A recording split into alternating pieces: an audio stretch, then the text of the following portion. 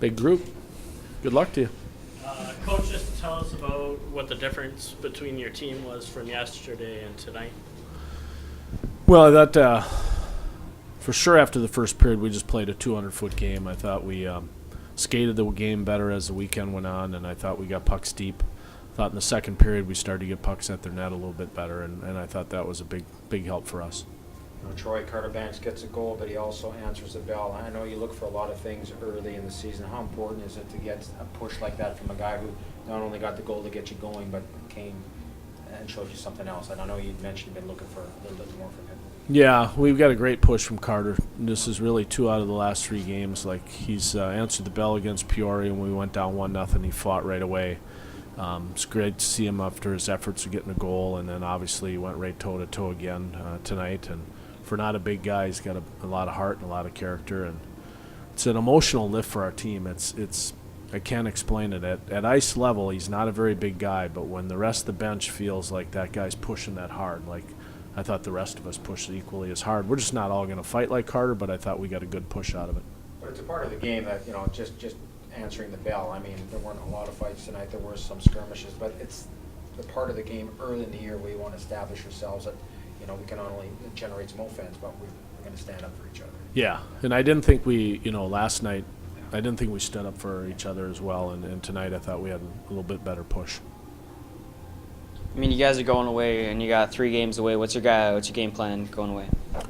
Well, we've got to get our road game, and last year this team felt very good on the road, probably because we were out on the road a lot early, and I thought we established ourselves that way. But this is an important weekend. We started the year last year on the road in Lake Erie. We started this year on the road in Lake Erie, so the biggest thing we have to do is we have to establish how we're going to play on the road, and that's a lot different than we'll probably play at home. And in regards to the tempo, when we slow it down, how we take our line changes, things like that, it takes a little time to get adjusted. But it's a big trip because it's a tight trip, 3-3.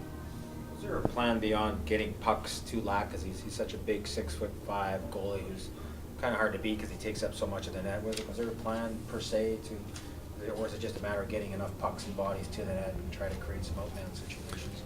No, I think our plan was just to get pucks to the net. We felt that he was going to give us some rebounds. How many good looks, because they do have some mobile defensemen. We get off the rebounds. We just felt that we could get our pucks back if we got them to the net. I thought the first probably 4 periods in the weekend, I didn't think we got a lot of pucks to them, and give their D credit. I thought they blocked shots well. I thought we loaded really slow, so we didn't get pucks there. I thought just our overall game plan going the game was to get more pucks at Lack and make him feel the puck and make their D pivot and go get pucks.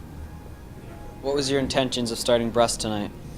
It was just he had earned it. Brusty had earned it. Brust had earned he had earned the start. I mean, this has been a merit thing. We've talked about that since the beginning of training camp, and and how we looked at our goaltenders and the way it stacked up, it seemed like the most logical choice. Your power play and penalty kill are best in the league right now. What is it about your special teams that has brought you so much success? Well, I think we've had some carryover from last year. That's the most important. A lot of times you talk as a coaching staff about changing your duties in the off season because it's a development league for coaches too. But Luke Strand handles our power play and Cale handles our penalty kill, and we stayed with that going into this year, and we felt that we could better ourselves. Both of those guys wanted a chance to better themselves in the weekend on the year, and so we've gotten off to a good start. I think the biggest thing is we've had some continuity.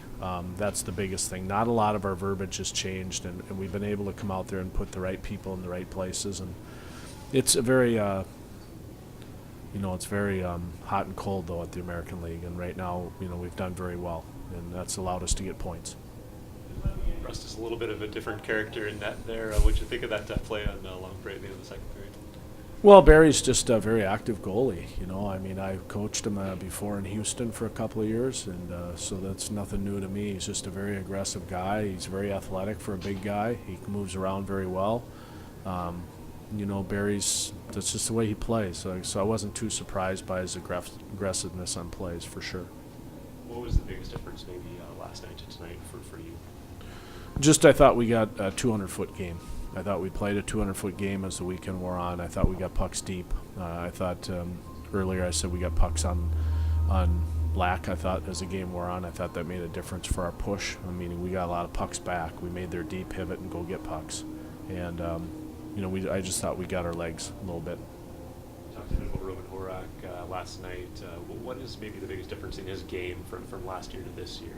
He's perhaps a little bit overshadowed by Berardi, but he's been very good.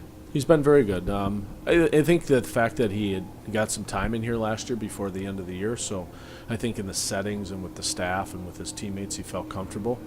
And he came back in with a method to his madness. Here's a kid that wants to play in Calgary. He doesn't want to say that the 61 games or whatever he played last year was something that just to wave away. Like, I feel like I can play and belong there. And so he's came in with obviously a great attitude, and I think he's comfortable. I thought last year at the end of the year he was real uncomfortable here. He didn't really know his role. He was trying to settle into a team after, I think, just going through the whole letdown of coming down. And that nothing against Roman. He's just a young man.